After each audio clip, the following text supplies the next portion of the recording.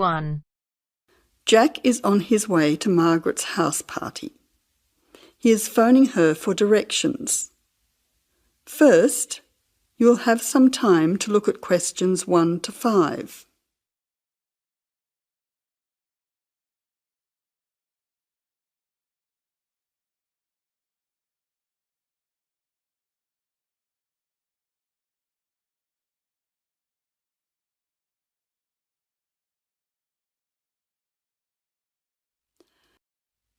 Now listen carefully and answer questions 1 to 5.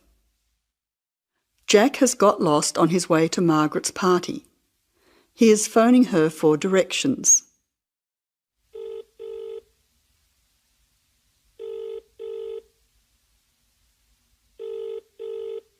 Hello, is that Margaret? Yes, who's speaking? Margaret, it's Jack. I think I'm lost. I can't see a signpost and... Jack, so where are you now? Well, I'm a bit confused about the directions, but I'm at a T-junction. What can you see around you? I can see a pub on the corner. Can you see the name of the pub? Wait a minute, let me see. It's hard to see in the dark. Yes, I can read it now. It's called the Lion's Head. Oh, the Lion's Head. Okay, well then you're not too far away. Go straight ahead through the traffic lights to the next T-junction. Sorry, I didn't hear you. What did you say? I said just go through to the next T-junction. Okay. Now what? Well, there's a park in front of you and a large 2-storey building on the corner. Yes, I can see them. Okay, so now turn left. Hang on, you're coming up the street, so you'll have to turn right. Okay, got it. What's the name of your street? It's Wesley Street, Wesley, number 70. We're the 5th house on the left. You should see a red letterbox and some bushes in front of the house. Okay, 5th house, number 70. I should be there soon. Am I late for the party? It sounds like things are happening there. No, it's only just started. That's good. I should be there in the next 10 minutes. See you soon. Jack hangs up and walks on. 7 minutes later, he calls Margaret again, as he still can't find the house. You now have some time to look at questions 6 to 10.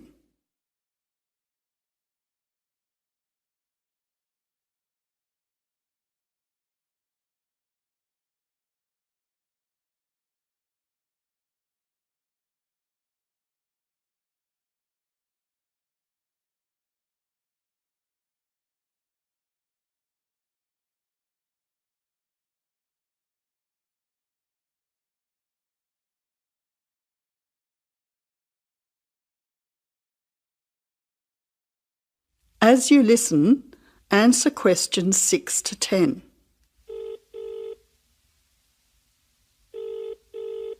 Who's speaking? Hi, Margaret. It's Jack again. Sorry to bother you. Listen, would you mind doing me a favour? Of course, what? Could you tell Mike I have got his camera? I've tried to send him a text message, but it's not going through. Oh, he's not here yet. Oh dear, he said he'd be there early. He might be lost too. Okay, I'll call him. What's his number? 0482 563379. Oh, so that's 0485. No, 0482 563379. Okay, I'll call him right away. But where are you now? Well, I'm in your street, but I still can't find your house. I can't see the numbers very clearly, or a red letterbox. It's pretty dark. I thought you said it was easy to find. Oh, okay, wait there. I'll come outside and get you. All right then, and don't worry about calling Mike. I'll try to call him now. Hang on, there's someone coming down the street. It looks like Mike. Oh, and I can see the letterbox now. It was hidden behind a bush. See you soon.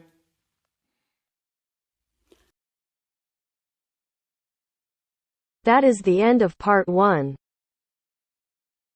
You now have half a minute to check your answers.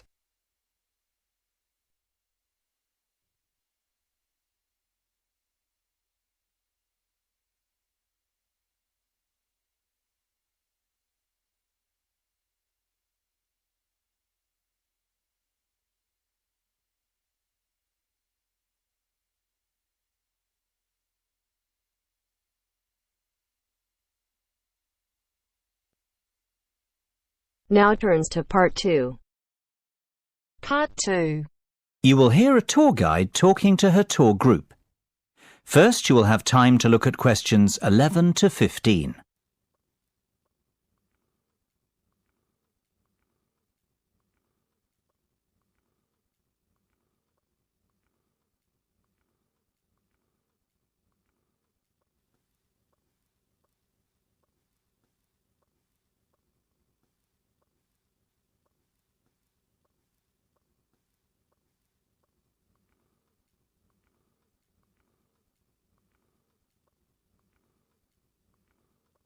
Now listen carefully and answer questions 11 to 15.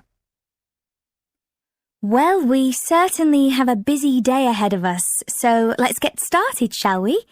You'll find a map of the museum with the itinerary I've just handed out. The museum's our first port of call, so let's have a look at the map now. The door on the right of the entrance hall leads into the gift shop and ticket centre. Once we pick up our entrance tickets, I'd ask everyone to deposit their bags and coats in the cloakroom, which is located towards the back of the gift shop and ticket centre. If you want to pick up an information leaflet, you can approach the information desk situated along the right-hand side. Now, once you come back into the entrance hall, the door on the opposite side to the gift shop leads into the art gallery. There is a special exhibition on there at the moment which is not to be missed. If you continue on up the entrance hallway, that leads into the main exhibition centre. At the back left-hand side, there are some toilets. Beside the toilets, you'll find the 3D theatre. I strongly recommend that you make time for the 30-minute presentation in the theatre. It is well worth a viewing. Running along the right-hand side of the main exhibition centre is the Modern Art Studio. Here, not only can you view some of the most famous works of the 20th century, but you can also sit in on a workshop run by a local artist. So, that's the Art Museum. Before you hear the rest of the discussion, you have some time to look at questions 16 to 20.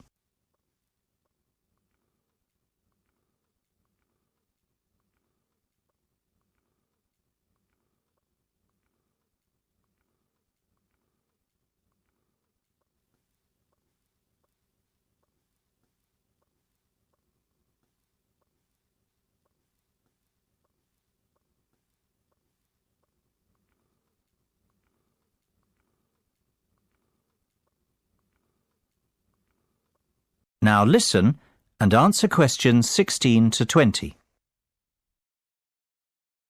Next on the itinerary is the aquarium. Depending on how long we spend at the museum, we might have to give this one a miss. It's not what I'd call a highlight of the day, but it would be a shame if we didn't get to see it, as it's en route to the Solheim Country Club, where we're booked in for lunch at 1 o'clock. Originally, we had planned to stop off at the Milltown Winery afterwards, but we've had to scrap that plan. Otherwise, we'd never get to the zoological gardens before closing time. We have pre-booked the gardens and must be there by 2:30, so no dilly-dallying please after lunch. Straight back onto the bus. The gardens close at 3:30, so we've an hour there, which should give us ample time to look around. Time allowing, we'll stop off at the famous Stout Brewery after that, if traffic isn't too heavy, and we're in Lincoln before 5. If not, we'll head straight for the National Concert Hall, where you're in for a real treat of an evening, with a performance from the world-renowned cellist, Andrei Borovsky. We have to be in our seats by 6:30 sharp. After that, it's back to the hotel for the night, where a buffet meal will be waiting for us at 8:30, or whenever we get back. That is the end of Part 2. You now have half a minute to check your answers.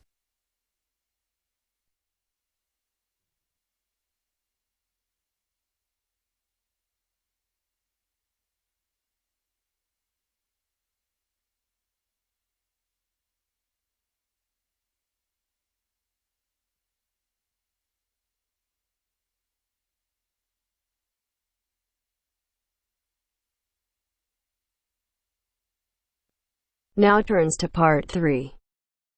Part 3. Maria is a student at university.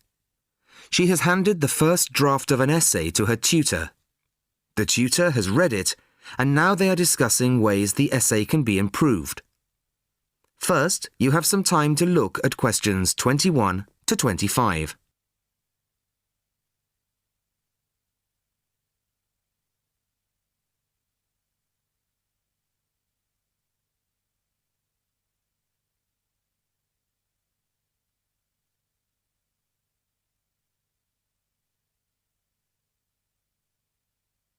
Listen carefully to the first part of the conversation and answer questions 21 to 25. Well, Maria, I have to say I was quite impressed by your essay. It's a big improvement on the last one. Really? I'm glad. I put a lot more work into this one. I really spent ages on it. And it shows. You've addressed most of the problems I pointed out last time. In particular, the style and language are much more appropriate for an academic essay. So that aspect is okay? Absolutely. If you carry on like this, you shouldn't have any significant problems in that department. That's a relief. I've been quite worried about that, although I've been reading a lot of other essays to try to get the right style. Well, I'd say you've been successful. There are just one or two minor things you could look at. Your punctuation's quite basic. It's really just full stops and commas. And parentheses. Brackets? Yes, brackets if you prefer. In academic writing, these are best used only occasionally, if at all. You use them rather too often. Okay, I see. And I'm sorry to mention it, but your spelling. I know. But I'm working on a foreign computer. The spell checker doesn't work for English. Are you sure? Have you tried changing the setting to English? No, I haven't. Well, I should see if that's possible. I haven't marked you down this time, but, well, some of my colleagues are a bit old-fashioned about spelling. I'd try to get that sorted out if I were you. Okay, I understand. I'll try to change the setting. Before you hear the rest of the conversation, you have some time to look at questions 26 to 30.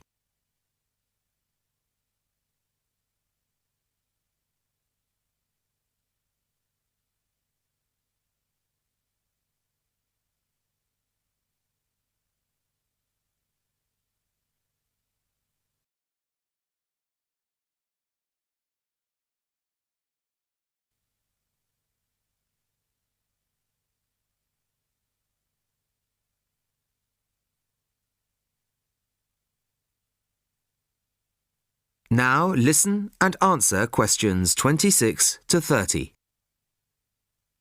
The only major problem I have with the content of your essay is the introduction. The introduction should, well, introduce the theme of the essay. You've put some of the most important points there. For example, this bit. The statistics about the growth of railways in the 1850s. That really should go in the main body of the essay. And so should this paragraph about changes in patterns of employment. In general, I'd say your introductory section should be no more than half as long as it is at the moment. Okay. And I should move those points forward? Precisely. And going back to the railways, they're one of the most significant factors for change in this period. But apart from those statistics in the introduction, you only briefly mention them. I'd like to see a lot more on that, and the influence the expansion of the railways had on patterns of social and economic behaviour. You mean how with the railways people could travel to find work and could meet people from other areas? Exactly. Then in the midsection, well, it's not a big thing, but this quotation from the Times. You think it's too long? Well, you said it. I couldn't think of a way to shorten it. Do you think it's really necessary? You mean I could just get rid of it? Yes. You've already made the point and backed it up with other evidence. The quotation's redundant, really. OK, well, that'll be easy. There were various other minor points, which I've noted in the margins. You can look at those later. But moving forward to the end here, I wasn't quite sure what this meant. The final paragraph? Yes. Are you saying that, on the whole, the changes of the mid-19th century tended to improve the lives of ordinary people or not? It's not very clear. It's not? No, it isn't. I'd add a few lines clarifying your position. OK. When do you want the final draft? No, the end of term will be fine. But there was just one other thing, the bibliography. Did you really read all these books? No. Just the books you actually consulted will be fine. You don't need to include everything ever published on the subject. Right, OK. Thanks. Bye. Goodbye.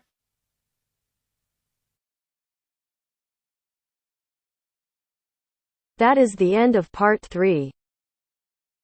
You now have half a minute to check your answers.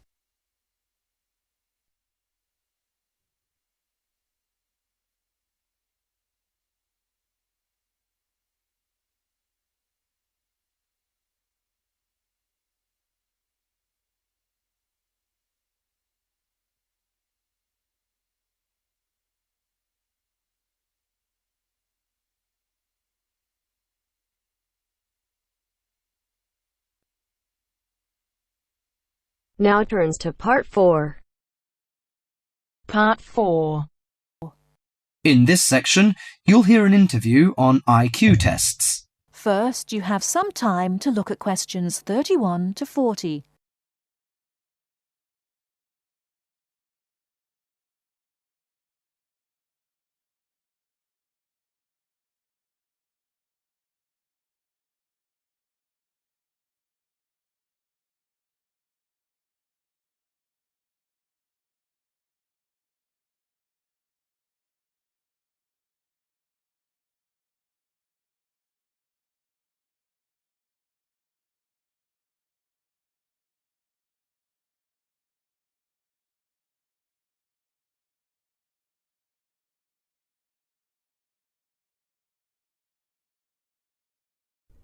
Now listen carefully and answer questions 31 to 40. Mrs. Kellerman, a specialist in child psychology, is interviewed by Bridget. Mrs. Kellerman, why is it that some children perform much better than others at school? Obviously, it can't be denied that certain children are brighter than others, but it's not as simple as that. A lot of emphasis is placed on intelligence measured by tests, so-called IQ tests, which only measure certain types of intelligence, such as basically linguistic and numerical skills, or reading and mathematics to put it plainly, which is unfortunate because some children are bound to suffer. A good example was a friend of mine's son who was kept out of the top class at school because of his average IQ. That's around 100. His father, though he had no idea his son was going to be an architect, always said he was a clever child. Apparently, he was able to picture things in his mind and draw accurately at a very early age. The point is that his university life might not have been so difficult if his ability had been recognized sooner. What you're saying, then, is that some children have abilities that are not easy to measure, that aren't appreciated by many schools. Precisely. And if these schools are not spotted sufficiently early, they cannot be developed. That's why, in my view, there are so many unhappy adults in the world. They are not doing the things they are best at. What are those other kinds of intelligence? How can we recognize them in our children? Well, take musical talent. Many children never get the chance to learn to play an instrument, but while they might not become great artists or composers, they may get a lot of pleasure and satisfaction. Musically gifted children are fascinated by all kinds of sounds, car horns, animal noises, and so on, and they can easily recognize tunes and sing them in key. How can a parent encourage them? Sing to them and teach them new songs. Buy a piano or even a cheap instrument such as a recorder. If you can afford it, send them to music lessons as soon as possible. Play recordings of different instruments to them. What about a child who is good at sport? Could that be described as a form of intelligence? Most certainly. We psychologists call it motor or bodily intelligence. These children move gracefully and handle objects skillfully. A child who finds it easy to take things apart and use various tools may well become an engineer with the right encouragement. We should give them models to make and take them to science museums. However, unless these children are also good with words and numbers, they will probably not do well in school examinations. Is there anything a parent can do to help in this case?